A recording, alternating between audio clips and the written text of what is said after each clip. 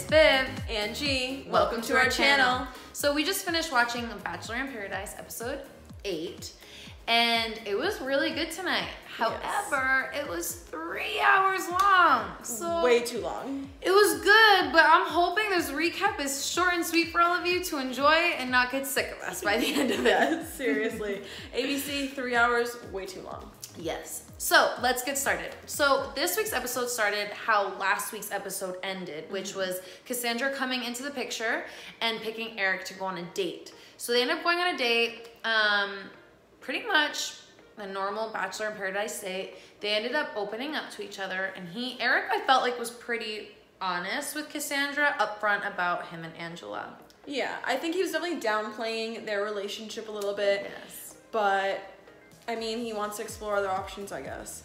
One thing that stood out to me in Eric's defense when he had that conversation with Cassandra was he said as much as she keeps vocalizing, as in Angela, how much she keeps vocalizing that she's into me, she's not showing it. She's not, being lovey-dovey. She's not giving me any sort of sign that she's actually into me.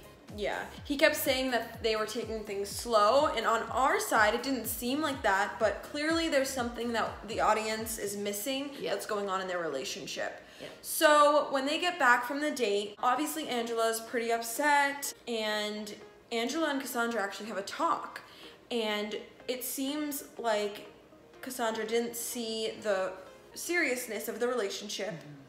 And then Cassandra ends up talking to Eric about it, saying, hey, it seems to Angela that your relationship is more serious than you were portraying to me. So they kind of hash things out. Cassandra definitely vocalized to Eric, though, that she was definitely turned off. And she didn't use the word tainted, but she used another word similar to saying, like, I already feel like this relationship is, like, tainted with just bad juju. So. Like, off to a bad start. So now we see Colton talking to Kevin. And he's opening up to him saying, basically, I'm not feeling it with Tia.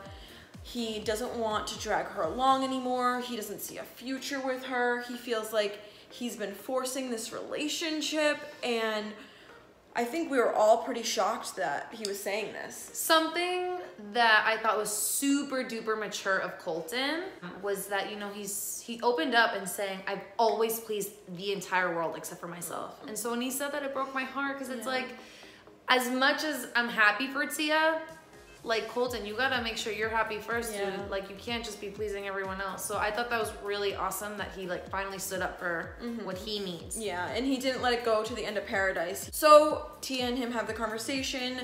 She is clearly kind of blindsided and devastated by the whole situation. They had a pretty good breakup, I suppose. They were both very emotional. I think they both really care for each other, but it just wasn't gonna work out. Yeah, it was really sad. And it put a big, big cloud over the rest of Paradise. Everyone else was freaking out. All the girls got emotional. Yes, especially Jenna. Yes. Jenna was so nervous about her relationship with Jordan just because of this situation. And she was crying on one of the daybeds, and here comes Jordan. It was swooping in to save the day. It was so sweet. He was talking to her and calming her down and just reassuring their relationship, and was like, you're my girl, like, don't worry about it. And he was just being so sweet to her. And he said, don't worry, I'm sticking by my baby. One thing that I thought was so amazing that all guys should be doing to girls is he was telling her it's okay to be emotional. It's okay to have these feelings. Yes, he was really validating her emotions, even if they were corny or maybe just like, okay, you're being really emotional, girl, like, get over it. He was still, like, validating it, and it was so amazing to see Jordan do that. Oh, something that was super funny, a little random, but super funny, was Jordan was doing a little interview with the camera crew, and then John comes in, completely interrupts. You can tell he's, like, totally dazed, just woke up from a nap, and he's like, yo, have you seen Colton or Tia? Like, I haven't seen them. And Jordan's like, are you kidding me, dude? Like, they left. They broke up and left. And John's like, what? I took a nap. What happened? Like, that was so hilarious. So funny. And Astrid and Kevin were talking, and they actually both confessed to each other that they're falling in love. It was so great to see this. Like, they've been one of the strongest couples thus far. And for them to validate their feelings to each other is really amazing. I've slowly become such a big Kevin fan. He's this like manly man, like, you know, really is like this super like athletic, like super big guy. And then with Astrid, he's just so sensitive and I'm like, it's just so sweet to see and it just made me so happy. Another really funny but really random little scene we saw tonight was Jordan fixing Chris's hair, his baby hairs. He was like shaving them off. It was so funny. Like, I don't know. I just love seeing, like, yeah, obviously the relationships are so amazing to see, but seeing these little bromances blossom on Paradise and all these friendships are really cool to see as well. So now we have two new girls come in. We have Shoshanna from Ben's season and Christen from Nick's season. No strangers to Paradise, as they've been to Paradise before. So they both received date cards, which led them to go on a double date tonight. Shoshanna picked Camille and Christen picked John. Yes. Another date for John. Literally the record of most dates in Paradise for sure. Yes. So before Camille went on the date with Shoshanna, he did pull Annalise aside saying, like, don't worry, like, I'm still into you. But he did want to experience the whole thing of Paradise, just like she got to experience it before he showed up. Yeah, I definitely thought that was really thoughtful and super sweet of Camille, especially with a girl like Annalise who's so sensitive and is just seeking love, like falling hard fast. It was super nice that he just, you know, left her calm, like. Yeah. He said to her, like, I don't want you to get in your head, because he knows that he gets in his head sometimes too, so definitely very sensitive to that fact. So the four of them went on a boat ride. They all seemed to enjoy, and then they ended up at the beach. Camille and Shushanna had a conversation. I thought it was a little awkward. It was.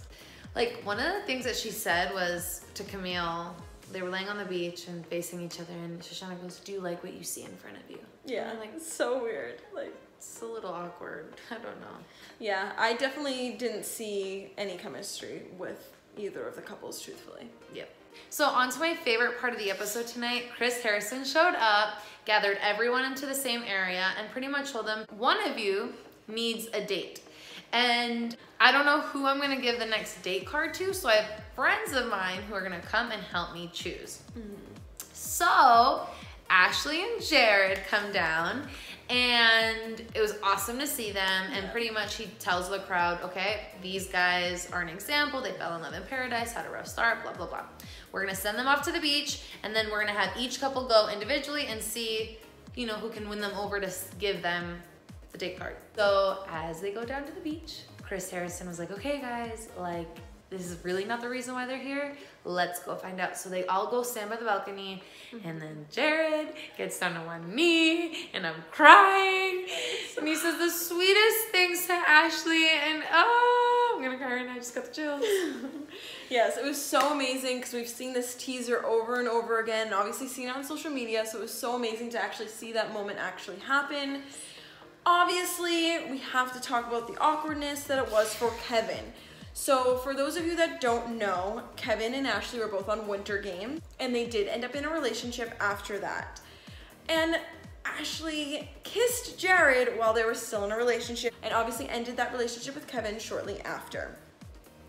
So Kevin is a little bit scorned by Ashely, but obviously we're so happy for Ashely and Jared, but it was a little bit tough for Kevin. So Kevin had a little vent session with Jordan, which I think really helped him just get everything out and try to move forward in his relationship with Astrid, which was perfect timing because Kevin got a very well-deserved date card, and obviously he took Astrid on that date. I was so happy, well-deserved. So they had dinner, they opened up to each other, and they finally said those 3 magic words. The first time during this season of Bachelor in Paradise. Yes, they both said that they loved each other. We're so happy that this couple has stayed strong through all these obstacles. So Camille comes back from his date, and he goes up to Annalise and says, I have a lot to tell you. And right off the bat, he tells her there was no connection. He's so happy to be back, which we're so happy to hear because we really do love them as a couple. I was getting nervous that he was gonna come back with bad news. Yeah. Then John comes back, and goes and talks to Olivia and gives her a kiss, which was really nice because it's like, okay, John's not really getting distracted. He's actually pretty focused on Olivia. So we see Camille and Shoshanna talking after their date, and he basically tells her, like, I'm really sorry, like, you're so gorgeous, but I just wasn't feeling it, and he's fully committed to Annalise at this point. As we know, the guys have the roses this week, so that means 4 girls will be going home. Which is a lot of girls. And Chris Harrison comes in and surprises everyone, and Jordan from The Bachelor New Zealand comes in. He was also on The Bachelor Winter Games, so he's definitely a familiar face to some of us. So of course all the girls are super excited, especially the ones that are kind of on the edge of going home. Kristen, Angela, Chelsea, Shushanna all talk to him to see if they have any sort of connection. So Chelsea has obviously been here since the very beginning and somehow just keeps getting a rose each week. I don't know how she's still here. Yeah, but has no love connection with anyone. So Chelsea pulls Camille aside, basically trying to have one last hope to stay on Paradise, and just saying that she wishes that she had more time with him, and really trying to embed herself in this relationship. It was a little awkward and super shady of Chelsea to do, especially to Annalise, when you know how sensitive and how hard she's already fallen for Camille. Like, I know you want to stay on Paradise, but it was just a bad look, Chelsea. I'm sorry. It really was. And obviously Annalise was really upset by this and confronted Chelsea and was like, I don't know why you're poking the bear, like, stay out of my relationship. Yeah, this was the first time I've ever seen Annalise, like, get a little feisty. Yeah. So we finally started with the rose ceremony, and first up was Kevin, who of course gave his rose to Astrid. Yes, newly in love. Yes. Then we had Jordan, who obviously gave his rose to Jenna. And then we had Chris, who gave it to Crystal, and Joe, who gave it to Kendall. Then we had one of the wild cards tonight, which was Eric. It was either between Angela and Cassandra, and he chose Cassandra.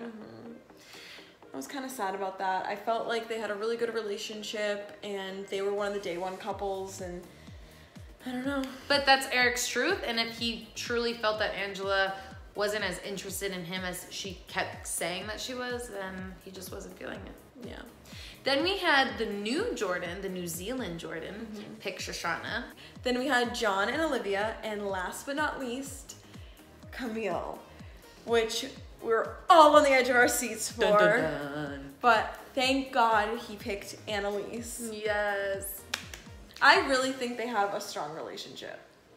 I did too. So I'm not gonna lie, throughout the episode, I was like, gee, Annalise is getting under my skin. Because the girl just kept saying, if he proposes right now, I'm gonna say yes. And I'm like, it's been like really a couple days. A week since you met this guy. I don't know. Because I know she's such a hopeless romantic, it kind of got under my skin because I'm like, Annalise, stop saying that. Because you kept hearing Camille throughout the episode saying, you know, I don't know if we're just friends or, you know. But anyways, I'm just really, really happy that Camille picked Annalise.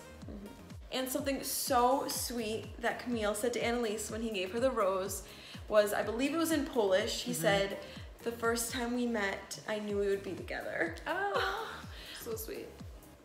Amazing. So the episode ends and we have Kristen, Angela, and Chelsea going home. Kristen, I don't know what was going on with her, but she had some type of lightheadedness and the medics came in. Couldn't hear. I don't know.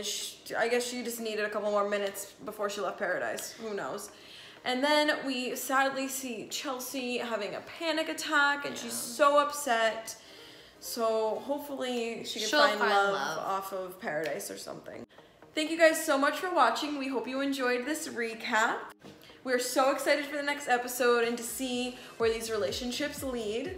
Also, I would love to know what you guys think on what couple is the strongest. Who do you guys think has the strongest relationship here in Paradise? Please make sure you guys liked this video, hit that subscribe button and that bell notification so you can see every time we upload a new video. Thank you so much for watching and we will see you next time. Bye. Bye.